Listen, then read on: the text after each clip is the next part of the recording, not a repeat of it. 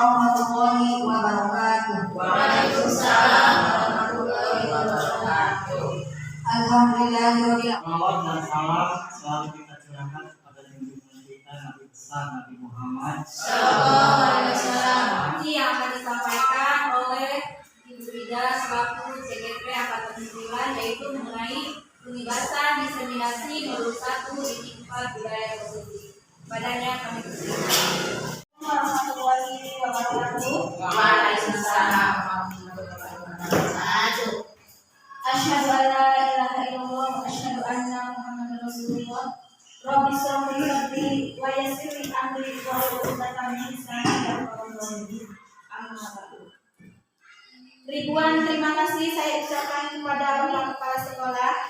Terima kasih Bapak selama ini sudah mendukung saya, sudah memotivasi saya untuk mengikuti pendidikan terus bergerak ini. Saya mengucapkan banyak terima kasih kepada Bapak dan tidak bisa membalas kebaikan Bapak kepada saya. Terima kasih atas dukungannya. Juga kepada teman-teman Bapak Ibu guru semuanya yang sudah hadir di sini, saya mengucapkan terima kasih. Mohon maaf sudah saya Ida Sunita CGP Angkatan 9 dari SDN Santiang Nenek 2 Kecamatan Purwosari Kabupaten Pandeglang Banten. Tujuan utama saya mengumpulkan dan mengundang Bapak Ibu semua di sini yang pertama adalah merupakan suatu kewajiban bagi saya untuk melaksanakan aksi nyata modul 1.4 mengenai budaya positif. Yang kedua, saya berpikir bahwa ilmu kalau tidak dikembangkan atau tidak disalurkan itu tidak ada manfaatnya ya. Jadi saya berpikir dengan ilmu yang sedikit ini saya berbagi kepada Bapak Ibu, mudah-mudahan ada manfaatnya sehingga ke depan kebiasaan positif di sekolah kita bisa terus berlanjut gitu. Sehingga anak-anak tidak merasa terpaksa, tidak merasa tertekan karena sudah terbiasa melakukan senyum menyapa salam di sekolah, sudah terbiasa, kemudian hormat kepada ibu bapak guru sudah terbiasa gitu ya.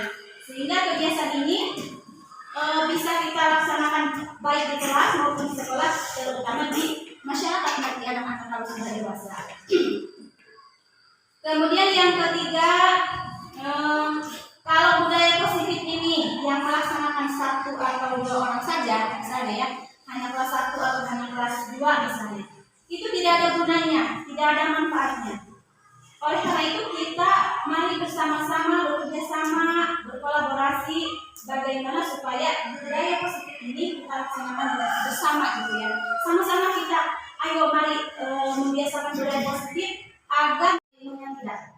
Kita di sini sama-sama diskusi saja bersama-sama bagaimana caranya meningkatkan mutu sekolah kita. Baik ibu bapak, sebelum kita ke materi budaya positif, terlebih dahulu kita harus mengetahui apa sih tujuan pendidikan kita. Kira-kira apa tujuan pendidikan kita? Di sini ada tujuan pendidikan menurut Ki Hajar Dewantara, yaitu menuntun segala kodrat yang ada pada anak-anak agar mereka dapat mencapai keselamatan dan kebahagiaan yang setinggi-tingginya baik sebagai manusia maupun sebagai anggota masyarakat. Oleh sebab itu, pendidik itu hanya dapat menuntun tumbuh atau hidupnya kekuatan kodrat yang ada pada anak-anak agar dapat memperbaiki lakunya. Nah, ingat ya teman-teman, agar dapat memperbaiki lakunya. Jadi kita itu sebagai guru hanya bisa memperbaiki tingkah lakunya anak-anak, bukan dasarnya, ya, bukan dasarnya. Karena pada dasarnya anak-anak itu sudah membawa kodratnya masing-masing, sudah ada garis tangannya masing-masing. Apakah nanti mereka akan bisa menjadi dokter atau polisi atau apa gitu ya. Jadi tugas guru itu apalagi menunjukkan mungkin ya. Jadi kita itu sebagai guru hanya bisa menunjukkan, ini loh nak perbuatan yang baik, ini loh nak perbuatan yang tidak baik. Jadi suatu saat nanti kalau misalkan mereka nanti jadi dokter yang baik gitu ya, dokter yang membela kepada yang lemah, dokter yang tidak matre gitu ya. Bukan sebaliknya, dokter yang sombong atau dokter yang tidak berpihak pada yang lemah. Jadi tugas kita di sini sebagai guru hanya menuntut kekuatan pengertian itu, tidak memaksakan. Kamu nanti kalau bisa harus dari ini, dari itu, tidak bisa ya. Karena kita itu hanya bisa menuntut kodratnya saja, hanya bisa menunjukkan. Selanjutnya, Ki Hajar Dewantara menggambarkan pendidikan itu sebagai lahan pertanian. Ya. Lahan pertanian itu adalah sekolah. Ini gedung sekolah kita oleh Ki Hajar Dewantara itu diibaratkan sebagai lahan pertanian. Kemudian benih atau padi itu sebagai anak atau siswa, dan petani itu kita sebagai guru. Ya. Jadi kalau misalkan lahan pertaniannya sudah subur, tanahnya sudah gembur, kemudian ditanami benih padi yang unggul, bibit yang bagus, tetapi tidak mendapatkan perhatian yang lebih dari petaninya, tidak mendapatkan di petaninya kurang tahu apa sih yang dibutuhkan padi ini supaya tumbuh subur. Kira-kira padi ini akan tumbuh tidak? Tidak. Tumbuh tidak? Tumbuh tapi tidak subur. Tidak. Iya. Mungkin bisa aja tumbuh Gagal panen. Tapi apa itu tanya? Tidak berisi. Tumbuh kasih padi cuma apa? Kenapa? Karena tidak mendapatkan perhatian dari petaninya. Sama anak juga. Mereka tumbuh dewasa, mereka besar. Tapi karena gurunya tidak tahu apa yang dibutuhkan oleh murid, tidak tahu. Misalnya buku sih. Budaya positif di sekolah yaitu nilai dan kebiasaan di sekolah yang berpihak pada murid agar mereka dapat berkembang menjadi pribadi yang kritis, penuh hormat, dan bertanggung jawab sesuai dengan profil pelajar Pancasila. Baik, Bapak Ibu, apakah di sekolah kita sudah ada nih nilai dan kebiasaan yang positif? Ada, coba. Oke. Sebutkan. Bersikap sempurna. Banyak Senyum sudah mau peluk kelas bawah itu kan bagian dari itu kan. positif kita menjadi makasih. Di depan sudah ada tuh Bapak Kepala menuliskan senyum, sapa, salam. Ada yang lihat nggak di depan? Ada ya, takut. Itu kebiasaan positif. Senyum, sapa, salam. Setiap kali kita datang ke sekolah, senyum, sapa. Itu sudah sesuai kepada anak-anak. Asal jangan senyum sendiri. Senyum di tempat yang sepi. Sudah ya, berarti. Nah, bagaimana kebiasaan-kebiasaan ini kita tanamkan sejak dini sehingga anak itu tidak merasa berat gitu ya. Sehingga anak itu sudah mulai terbiasa senyum, sapa, salam. Udah biasa di sekolah juga. Mudah-mudahan di rumah juga seperti itu gitu ya. Jadi terbawa ke masyarakat. Baik Ibu Bapak, sudah tahu profil belajar Pancasila? Belum. Oke. Kita laksanakan ayo. 1, 2, 3. Belajar Pancasila, beriman dan bertakwa pada Tuhan Yang Esa dan berakhlak mulia, berkebinekaan global, gotong royong mandiri, kreatif dan bernalar tinggi. Apa? Tidak. Kalau belum apa ya lihat di situ sudah ada di pojok kanan positif. Yang pertama adalah perubahan paradigma belajar. Berubah paradigma belajar. Yang kedua disiplin positif dan nilai-nilai kebajikan universal. Yang ketiga teori motivasi, hubungan dan penghargaan serta restitusi. Yang keempat keyakinan keras. Yang kelima kebutuhan dasar manusia dan dunia berkualitas. Yang keenam ada 5 posisi kontrol guru. Yang ketujuh segitiga restitusi. Nah, teman-teman semua, kami dalam grup penggerak mempelajari modul ini, selama 2 minggu lamanya, ya. Tapi di sini saya menyampaikan kepada Bapak Ibu itu hanya dalam waktu 1 jam. Jadi saya ambil poin-poin pentingnya saja. Untuk selanjutnya penerapan dan sebagainya kita bisa diskusikan nanti ya di luar dari ini.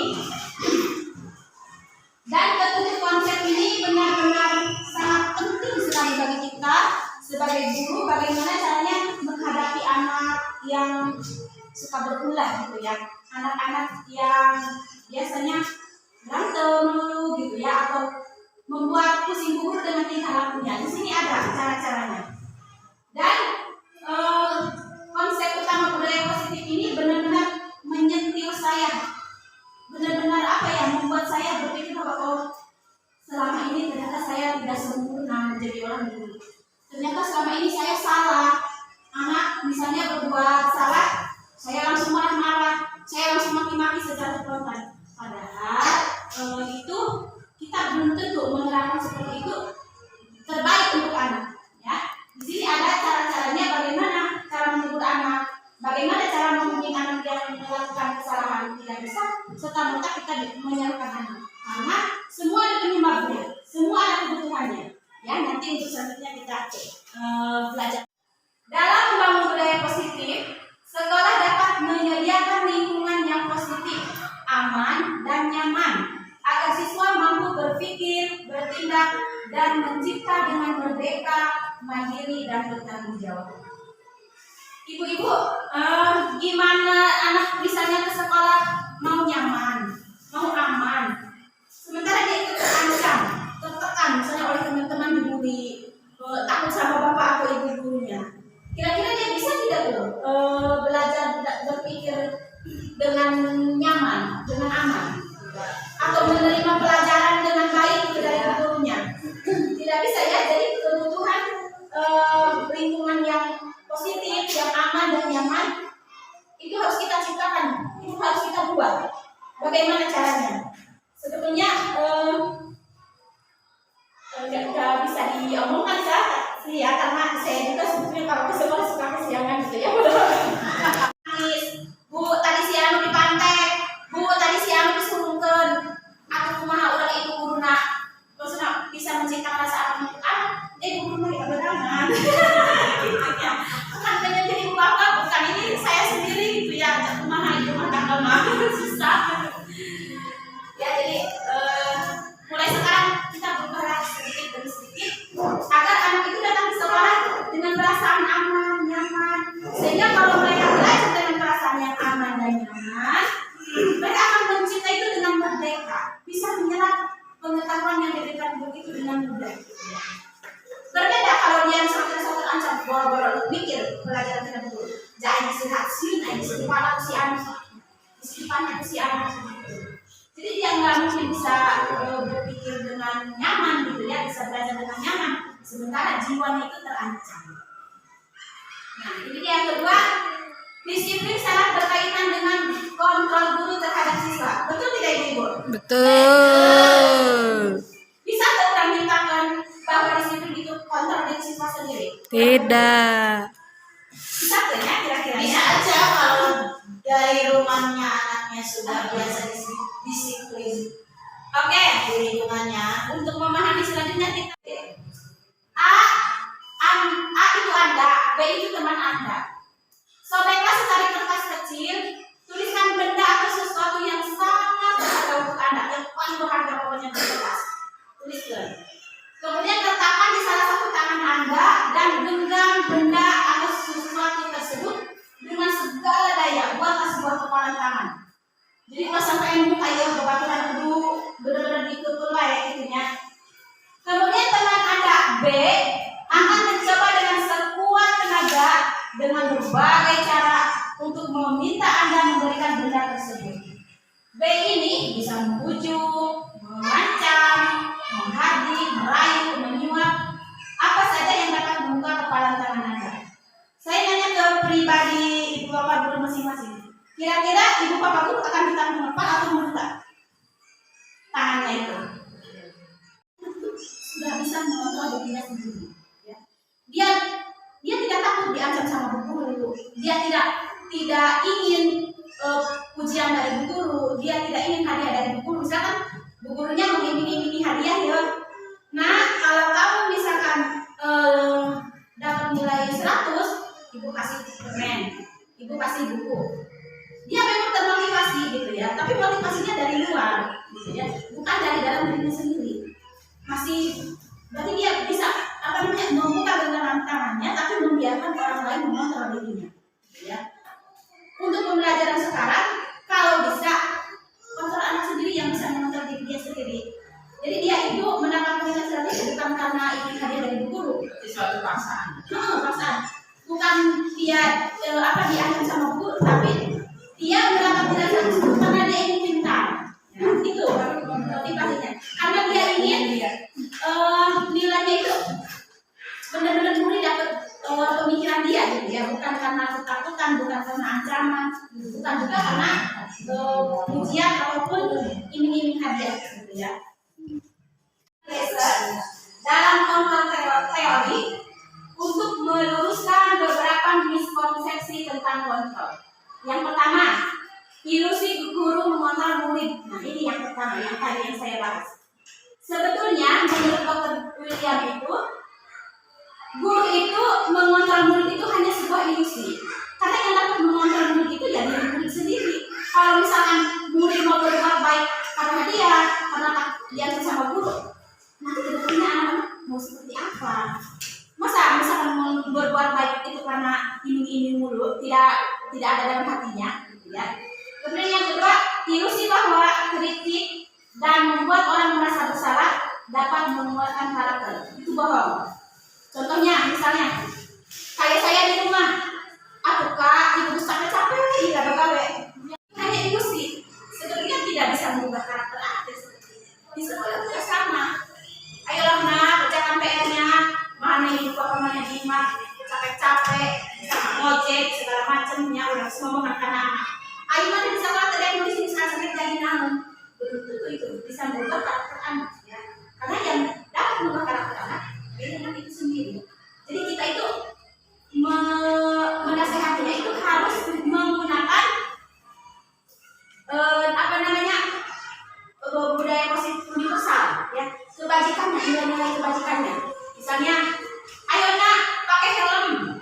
Tuh di sana ada Pak Polisi takut razia. Itu kira-kira betul tidak kita mengajar positif? Betul. Salah. Harusnya nilai kebajikan yang kita ajarkan. Ayo nak pakai helm. Untuk apa nilai Keselamatan. Keselamatan, bukan karena takut dirazia Pak Polisi, ya seperti itu. Kemudian ilusi bahwa semua penguatan positif efektif dan bermanfaat. Iya bohong, itu hanya ilusi, ya. Karena anak-anak yang bisa mengontrol. Misalnya penguatan positif itu, tuh contoh si Anu, Replika hiji nilainya bagus, mana yang mau sama-sama saat. No, kata-kata pada anak itu harus dihilangkan dari Malah depresi. Iya, malah depresi, malah membuat anak itu merasa down gitu ya. Di bawah. Padahal tadi ya anak masih ada kodratnya masing-masing. Udah disamakan nama. Kalau itu saya bodoh gitu ya. Atau siapa tahu nanti menjadi presiden anak itu ya. Kita kan tidak tahu. Amin. Nasib seseorang itu kan nanti ke depannya seperti apa kan tidak tahu. Kemudian mana yang tidak tahu ya. Cara Penasaran ya. kan selama ini kita itu ya saya pribadi suka seperti itu. Ya, Coba belajar nih satu kelas, kita tanya jawab, ada yang bisa jawab, kamu tahu itu, kita mulai saja Pak. mulai mulai otomatis kalau kita berkaca ke sini, otomatis kan yang lain kecewa, jadi apa down, dan itu no, Ya, ya lima kontrol buku teh ya. Udah udah masuk mana ya? iya, gemes gitu, Oke, berikutnya ilusi bahwa orang dewasa memiliki hak untuk memaksa. Hanya ilusi, bro. Misalkan, misalkan berantem ya, ingin dicoret, memuji, terus menekan yang sampai ini. Udah sebagai guru, sebagai orang dewasa, ayo kamu minta maaf. Minta maaf, maaf saya tak. Padahal dalam hati anak itu masih mondok, ya. Terus pasti meminta maaf. Apa yang terjadi? Salah. Beberapa menit atau tunggu satu hari sebulan. Solusinya apa lagi? Dulu dari hari dari karena anak bukan hati anak benar kayak nanya, oh saya tidak mau lah berantem banyak mudaratnya misalnya. Jadi di dalam hati anak, coba menghati anak dengan juragannya Kak. Kalau berantem itu banyak mudaratnya. Saya mungkin sama dia akan tetap menjadi musuh misalnya. Memiliki musuh itu kan apa namanya perbuatan yang salah gitu ya. Lebih baik kan berteman. Jadi ilusi bahwa orang dewasa memiliki hak untuk memaksa bohong. Pasti anak bakal berantem lagi jadi sulit, pasti hati jadi nggak mungkin kecuali dengan ayah yang terus lima kontrol saya.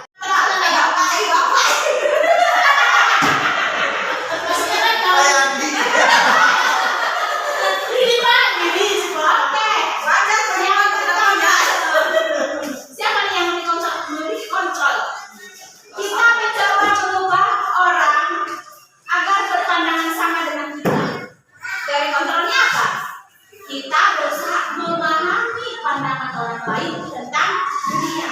Beda-beda tuh pandangan Terma misalnya dengan pandangan Guru Nesoga tentang dunia ini beda kan konsepnya. Lain lagi karakternya, lain lagi masalahnya, lain lagi pembawaannya berbeda. Kemudian perilaku buruk dilihat sebagai suatu kesalahan. Semua perilaku memiliki tujuan. Nah, jadi tidak semua perilaku buruk itu suatu kesalahan, ya. Bisa saja tujuannya itu mulia, ya. Kemudian orang lain bisa mengontrol saya. No, bohong. Hanya Anda yang bisa mengontrol diri Anda. Ya. Sama anak deh. Anaknya tidak bisa dinilai kebajikan universal. Ya. Apa itu disiplin? Bapak Ibu, apa itu disiplin? Itu disiplin pelajaran. Mematuhi aturan. Seremnya Pak ya. Mendengar kata disiplin itu seram sekali. Misalnya masuk ke bank, disiplinnya harus memakai masker. Kan seru. Harus ngantri, harus memakai masker. Padahal sebetulnya memakai masker itu bukan takut karena rasa pemilikan, ya. Bukan karena yang lain, ketakutan yang lain. Karena memakai masker itu ya untuk kesehatan kita sendiri. Itu dia yang diperhatikan dari situ, gitu ya. Bukan karena nilai-nilai yang lain. Gitu. Nah, disiplin dengan apa yang kita hargai atau pencapaian suatu tujuan mulia. Jadi memang kata disiplin ini benar-benar di negara kita sudah berubah hal yang menyenangkan. Padahal arti sebenarnya disiplin itu adalah belajar, gitu ya. Belajar dari kesalahan, belajar dari melakukan yang tidak baik supaya nanti bisa menjadi baik. Disiplin adalah kemampuan memerintah diri sendiri, ya, dalam mengontrol dan menguasai diri untuk memilih tindakan yang mengacu pada nilai-nilai yang kita hargai dengan penuh tanggung jawab tanpa terperintah orang lain. Nilai-nilai yang kita hargai adalah nilai-nilai kebajikan, sifat positif manusia yang merupakan tujuan mulia yang ingin dicapai setiap individu, yaitu nilai-nilai yang ada dalam profil pelajar Pancasila. Teori motivasi, hubungan dan penghargaan restitusi. Ini motivasi itu apa sih? Coba. Dukungan. Oke. Ya. Jadi ya, teori motivasi perilaku manusia ada 3 ya. Saya contohkan Bapak Ibu guru dulu lah. Saya contohkan guru dulu kalau bermain siswa. Misal ya, misal. Bapak kepala misalnya menyuruh kita untuk mengikuti pelatihan atau workshop bersama Bapak pengawas, ya. Tapi waktunya itu dari jam 3 ke bawah gitu ya, di luar jam pelajaran. Kira-kira Bapak Ibu mau mengikutinya tidak? Mau. Jam 3 apa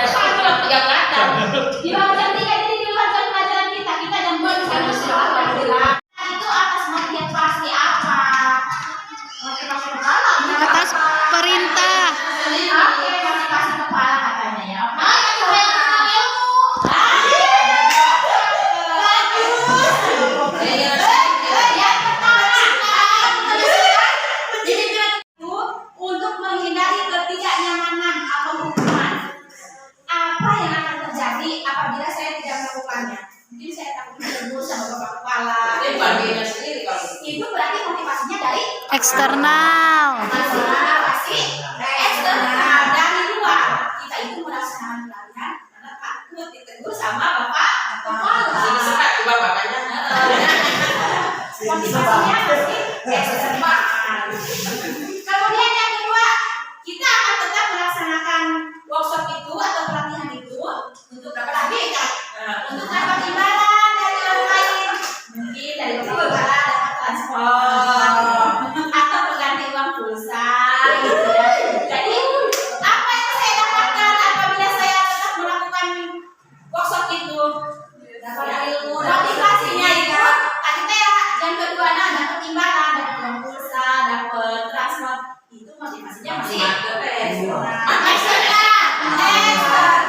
Kalau bisa ini ya, motivasi yang dua itu ditiadakan. Kalau bisa dihilangkan sama sekali gitu ya sekarang mah. Tapi jangan hanya ibu dan Tuhan yang tahu bagaimana motivasi diri kita ya. Tapi lalu sudah berapanya?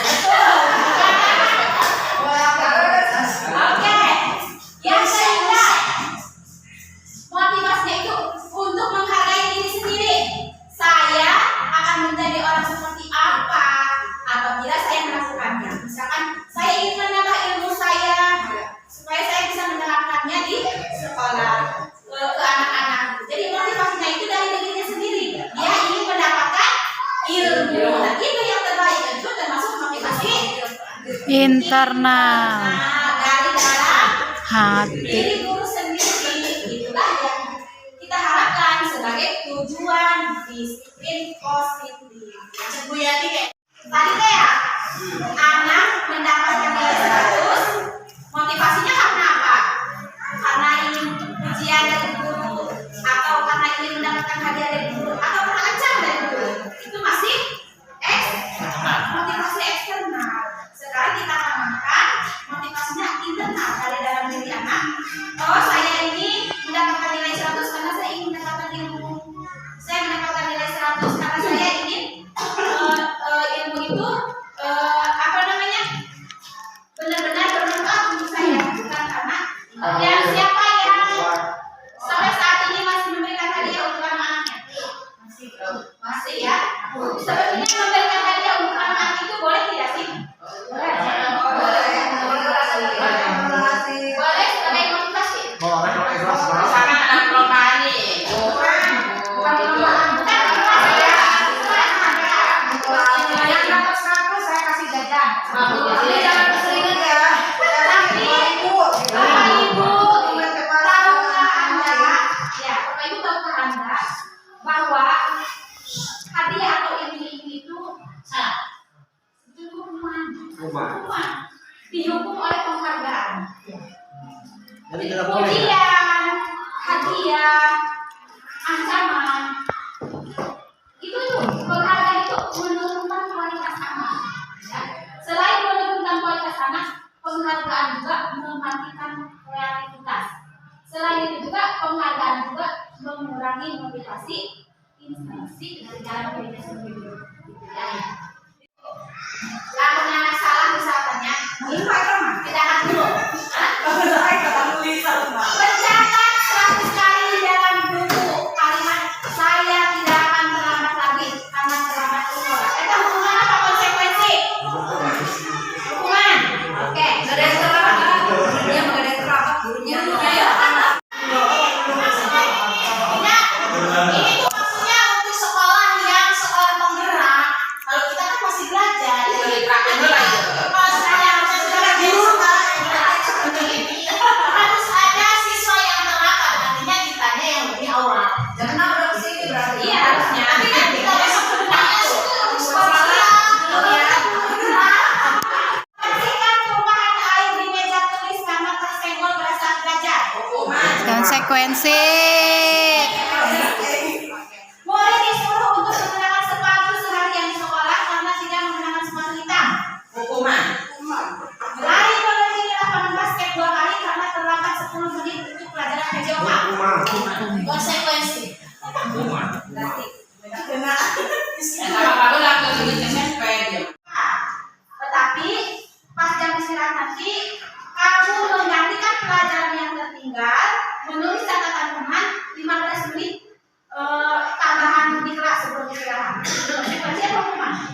Konsekuensi. Ya, jadi ada hubungannya. Ini mangus telat, takut ketinggalan pelajaran, ditambah sudah ketinggalan lapangan atau nggak ketinggalan pelajaran. Sesuatu yang menyakitkan harus terjadi dalam hati anak. Kalau konsekuensi, sesuatu harus terjadi. Ya. Hukuman membuat anak sakit fisik maupun hati untuk jangka waktu yang lama. Awas hati-hati. Ya. Jadi anak-anak mungkin karena hukuman dari gurunya dia tidak ingin masuk ke sekolah lagi, jadi hati-hati karena sakit hati anak itu apa? Kita tidak bisa luka di hati itu Menyembuhkan. sembuhkan gitu ya. Apalagi anak-anak kan masih rentan gitu hatinya. Jadi membuat anak itu sakit hati fisik maupun hati untuk jangka waktu yang lama. Kalau konsekuensi membuat anak merasa tidak nyaman dalam jangka waktu pendek, nah, jadi tidak lama. Kemudian hukuman itu anak itu membenci kedisiplinan akhirnya. Kalau konsekuensi anak itu menghargai disiplin. Hukuman itu merupakan paksaan, memaksa anak. Ya. Kita memaksakan sesuatu kepada anak. Kalau konsekuensi ada stimulus dan tanggapan. Kemudian hukuman itu mendorong anak menyakiti diri sendiri. Sedangkan konsekuensi mendorong anak agar mudah menyesuaikan diri. Hukuman konsep diri yang buruk. Kalau konsekuensi konsep diri yang baik. Hukuman anak belajar untuk menyembunyikan kesalahan.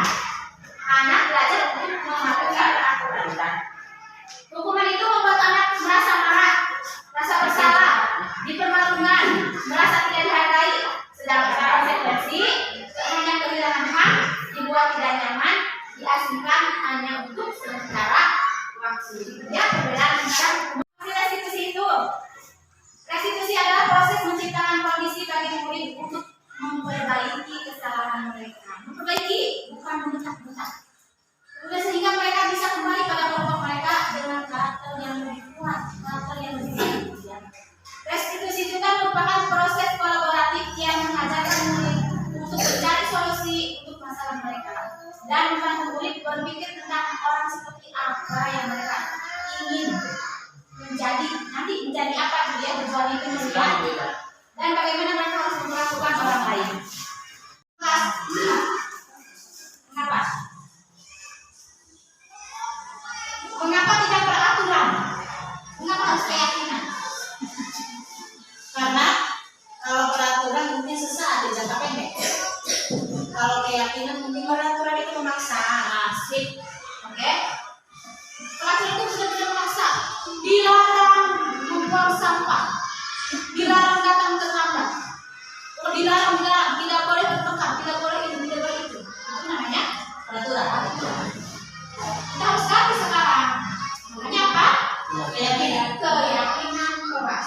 Dilarang bertengkar, dilarang berantem, dilarang cakar-cakaran sesama teman misalnya di kelas. Keyakinan kelasnya apa? Sesama teman harus saling menyayangi. Harus saling menyayangi. Cukup itu. Harus saling menyayangi. Cukup satu. Kalau misalkan peraturan panjang jangan dulu. Kamu berantem terus Bu, harus saling menyayangi, berantem baik. Harus dari diri, tapi kita sering kita tidak. Nah, benar. Kita menanamkan Secara teori itu Bu ya, susah. budaya positif itu emang susah gitu ya, susah. Tapi kalau kita misalkan secara terus menerus nilai-nilai kebajikan yang sama kita ditanamkan ke anak, mudah-mudahan anak nanti berubahnya itu dari internal. Misalkan, nah kalau kamu misalkan cakar-cakaran dulu, kalau kamu berantem dulu, nanti kamu banyak musuhnya, nanti kamu tidak disayang sama teman, tidak kamu tidak disayang sama teman. Kelas dari keyakinan kelas itu mungkin bisa tercipta lingkungan yang positif. Kalau sudah kita bisa menciptakan lingkungan yang positif di kelas, mudah-mudahan terbawa ke Budaya. yang positif itu ya di lingkungan sekolah. Kalau di lingkungan sekolah budaya yang positif sudah kita terapkan, mudah-mudahan di Masyarakat. Ini dia.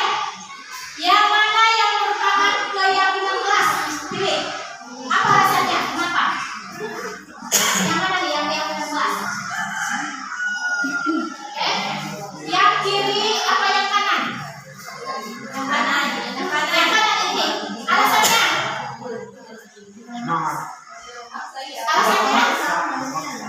Ya.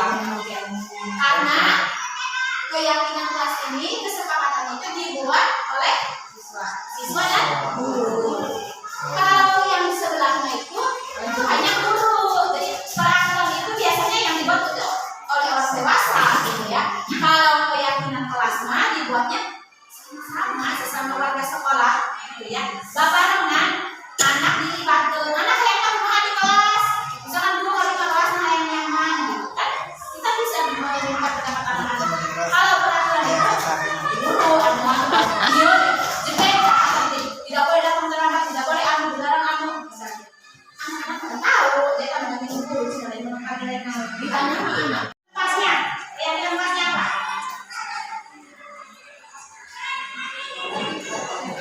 Ya, selalu kembalikan buku ke depannya. Setelah selesai belajar, Bertanggung jawab. jawab. Yang menyatakan akan berarti bertanggung jawab atas yang dilarang mengganggu orang lain. Harus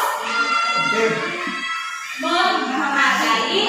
Oke, langsung aja kita ke jawabannya Sejati. 15 menit sebelum pembelajaran dimulai. Lihat kertasnya.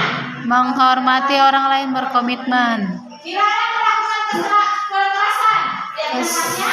Keselamatan, menghormati orang lain. Dilarang menggunakan narkoba. Kesehatan, Bergantian atau menunggu giliran. menghormati orang lain, bersabar. Gunakan masker. Kesehatan, keselamatan. Kesehatan dan keselamatan. Jangan berada di kelas atau koridor. Keselamatan kawan. Keselamatan dan juga untuk keselamatan. Jadi keyakinan kelas ini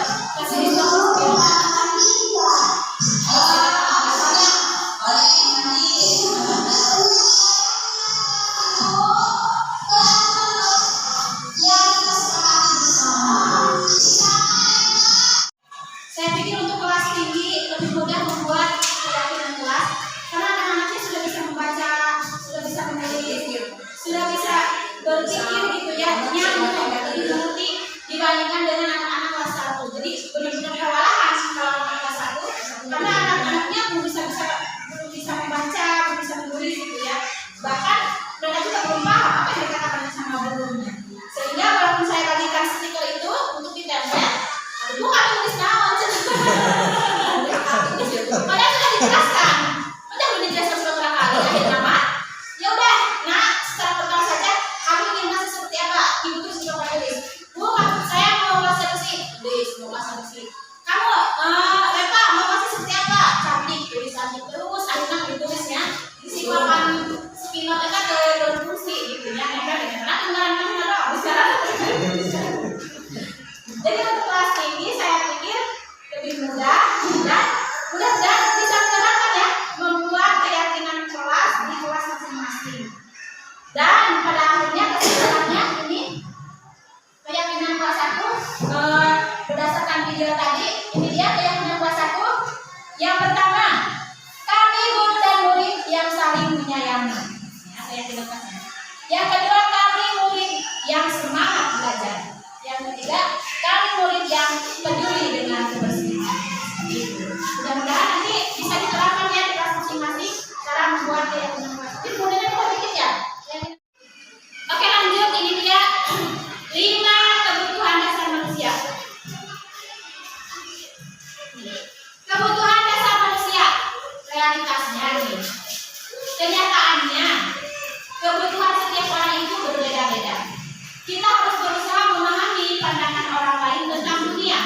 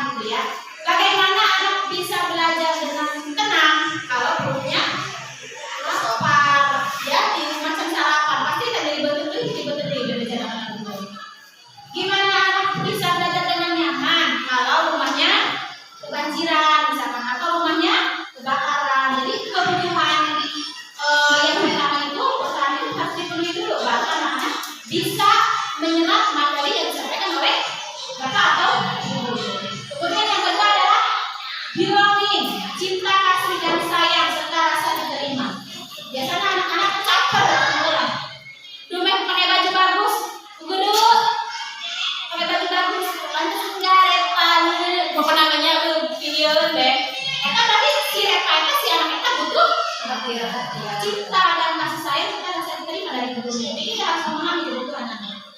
Kemudian yang ketiga adalah kesenangan. Anak-anak itu senangnya apa ketika belajar? Ya, misalnya anak-anak senangnya bermain, ya udah ketika pembelajaran kita selipkan permainan. Seperti saya kemarin anak-anak kelas 1 bisa baca, saya selipkan permainan kartu huruf, ya, mengaca kartu huruf.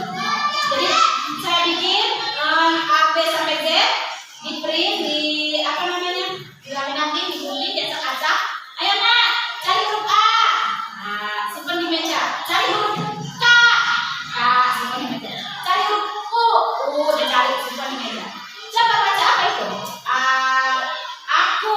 Kan anak tidak merasa belajar, ya, tapi itu merasa bermain. Padahal di situ kita tanamkan belajar, jadi belajar sambil bermain. Kita harus paham, kita harus tahu kebutuhan anak itu untuk kesenangan, gitu ya. Dan konsekuen, apalagi kalau anak SD kan pada itu bermain, ya udah kita terapkan saja permainan kan, biasanya ada pembelajaran.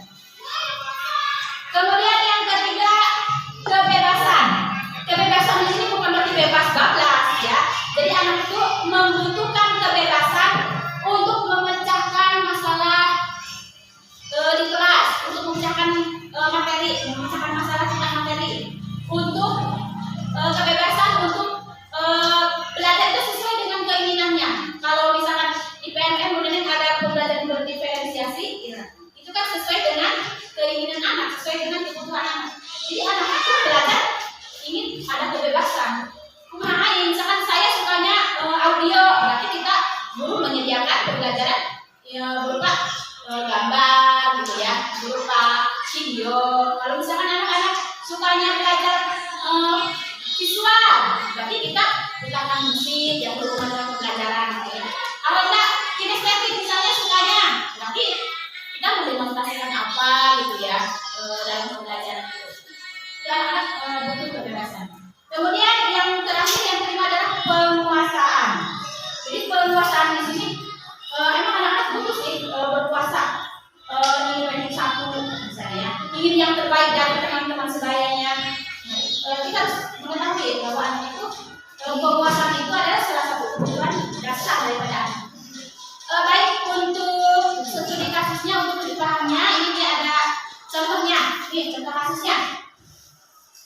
Bu Neneng, guru kelas 6 SDN Sanghyang dari 2, sedang bingung menghadapi ulas salah satu murid di kelas bernama Raffi. Beberapa anak telah datang dan mengeluhkan Raffi yang seringkali meminta bekal makan siang mereka dengan paksa. Jika Anda menghadapi dengan seperti Bu Neneng, apa yang akan Anda lakukan? Coba Bu Neneng. Jadi Bu Neneng ini bukan murid Raffi. Tidak bawa bekal. Mungkin benar-benar masalah di Berdasarkan masalah. dalam konteks penerapan disiplin positif, Ibu Neneng sebaiknya mencari tahu alasan Raffi melakukan tindakan tersebut agar mengetahui kebutuhan mana yang sedang berusaha dipenuhi oleh si Raffi, ya. Jadi baik bisa kali kebutuhan dasar tadi ya. Kemungkinan jawaban itu ada 5. Yang pertama, mungkin Raffi itu ya benar-benar lapar karena orang tuanya tidak membawakan bekal makan siang. Berarti kebutuhan Raffi itu untuk bertahan hidup. Yang cinta adalah satu nikmat, gitu ya. Yang ketiga, Raffi merasa hebat karena temannya menuruti keinginannya. Berarti kebutuhan si Raffi itu apa? Penguasaan, ya. Penguasaan. Dan kemungkinan yang keempat, Raffi merasa bosan dengan bekal yang dibawakan orang tuanya, bernasi padang beli, nasi padang beli. Sekali-kali yang nyendong asin sama istrinya, berarti si Raffi kan butuh nafas. Ini nasi padang gitu. Yang kelima, Raffi itu hanya iseng dan dia menikmati ekspresi temannya yang besar. Berarti si Raffi itu mereka hanya untuk senang-senang. Misalnya sosi kita di siang, nah siang kadang-kadang si berbaik itu senang baik. Si yang basah udah gitu ya senang. Nah, Bapak Ibu dalam menghadapi kenalan anak-anak, apakah Bapak Ibu suka melihat dulu kebutuhan yang seperti ini? Apakah suka ya? Betul.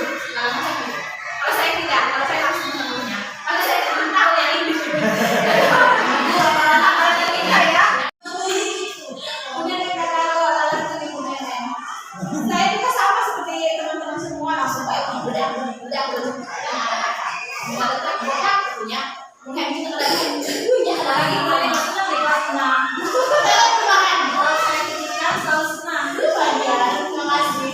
Oke, ini dia yang paling suka dari tadi yang tanya-tanyakan sama Pak Yadi. 5 posisi kontrol dulu sekarang murid. 5 posisi kontrol itu yang pertama ada pembuku,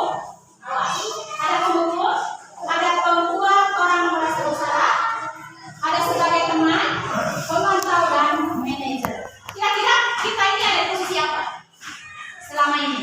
Pendukung dan pembuat orang merasa bersalah. Pendukung dan pembuat orang merasa bersalah itu benar-benar identitas yang gagal. Nah, kenapa gagal? Karena itu kontrolnya itu dari luar. Motivasinya, kalau pendukungnya, guru berbuat nih, menghabis, menunjuk, menyakiti, menyindir, awas itu ya, itu tidak boleh. Kemudian pembuat orang merasa bersalah, guru berbuatnya berceramah dan mengatakan seharusnya ini, seharusnya itu ceramah. Jadi kan anak merasa bersalah gitu ya. Bahkan anak-anak jerit, bahagia. Kemudian kalau sebagai teman, maka guru itu membuat alasan-alasan untuk muridnya, membuatkan alasan-alasan. Oh, untuk apa semua manusia mungkin berbuat itu juga pernah berbuat salah gitu ya. Dan posisi pemantau, menghitung dan mengukur. Nah, ini dia yang paling baik adalah posisi manajer, yaitu mengajukan pertanyaan-pertanyaan. Oke, untuk si pengukur, gurunya berkata, kalau kamu tidak manajer, kalau manajer itu identitasnya yang berhasil atau sukses, ya. Guru itu berkata, apa yang kita yakini? Nih, saya pernah sebagai diri. Misalnya ada kata terlambat, kegiatan khas yang sudah kamu lakukan itu apa nak? Misalnya ya, disiplin sama saya. Jadi, bapak dan ibu memberikan solusinya bagaimana cara mengatasi anak yang terlambat. Hasilnya menguatkan pribadi. Kemudian kaitan dengan dunia berkualitas, murid menetapkan dirinya sebagai individu yang positif dalam dunia berkualitas. Murid berkata, bagaimana caranya saya bisa memperbaiki keadaan. Jadi bersama-sama gitu ya. Ini contohnya. Contoh siapa? Guru.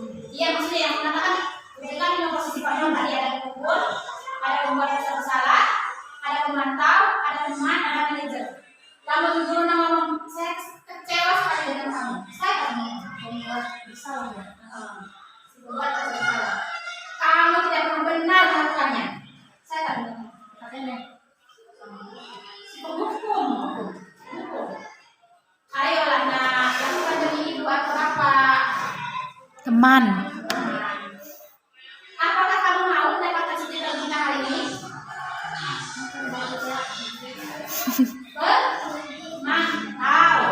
Mantap. Bagaimana kamu bisa menyelesaikan masalah ini? Kamu selalu yang paling terakhir, selalu yang paling tidak bisa. Selama Hukum. kalau bisa hukum itu ditiadakan mulai dari sekarang. Karena itu hanya akan menyakitkan. Tiga eksekusi. Ini dia Pak Yadi yang terakhir. Segitiga institusi jawaban atas semua tindakan kesalahan anak ya ada di sini. Segitiga institusi itu terdiri dari 3 tahapan. Yang pertama menstabilkan identitas, yang kedua validasi kebutuhan, dan yang ketiga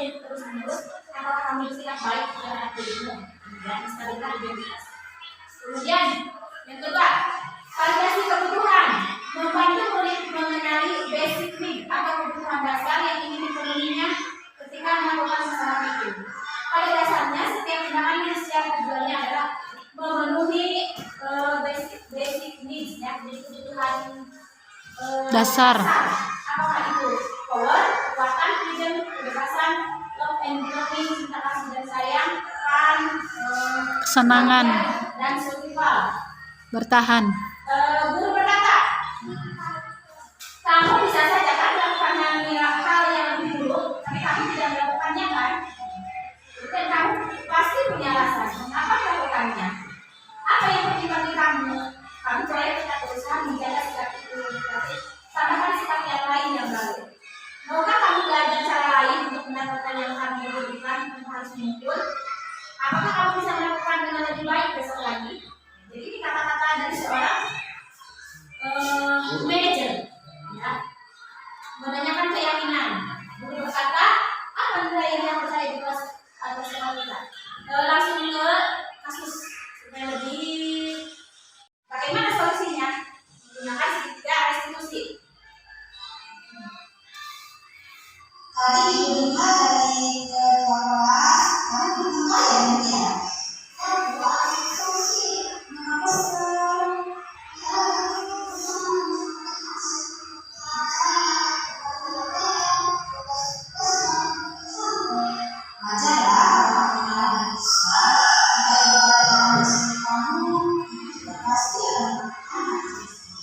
Lalu apa yang dilakukan dengan cara saya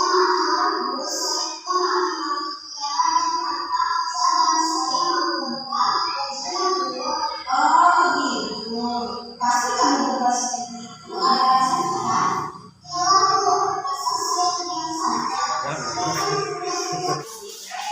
Ini dia caranya. Kata-kata yang dikeluarkan guru itu. Sorry, tadi ibu mendengar ada laporan dari Twitter, katanya kamu sudah berapa lama ya? Menurut dengan kamu, sudah berapa kali kamu berlakon? Dia laporan aku ya. Ganda sangat mencari solusinya bersama-sama. Sekali ditanya lalunan punya bu sudah kayak begini. Bukan sidak bukan jadi kayak semacam tanya jawab intinya. Jadi tapi anak sendiri yang menemukan solusinya. Kenapa Astrobi sudah pakai lambat? Saya main HP bu, tadi kan main HP malam lupa begadang. Terus supaya dia terlambat lagi apa? Saya harus tidur lebih cepat dan tidak main HP lagi. Jadi Apa sendiri ya? jadi anak sendiri yang menemukan solusinya. Itu bertanya mungkin cukup sekian materi dari saya. Kurang lebihnya saya mohon maaf, saya mengambil waktunya. Sekian dan apa yang saya sampaikan ini walaupun sedikit itu ada manfaatnya buat kita semua ya. Wassalamualaikum warahmatullahi wabarakatuh. Saya kembali lagi ke moderator silakan. Sedikit mau ini ya.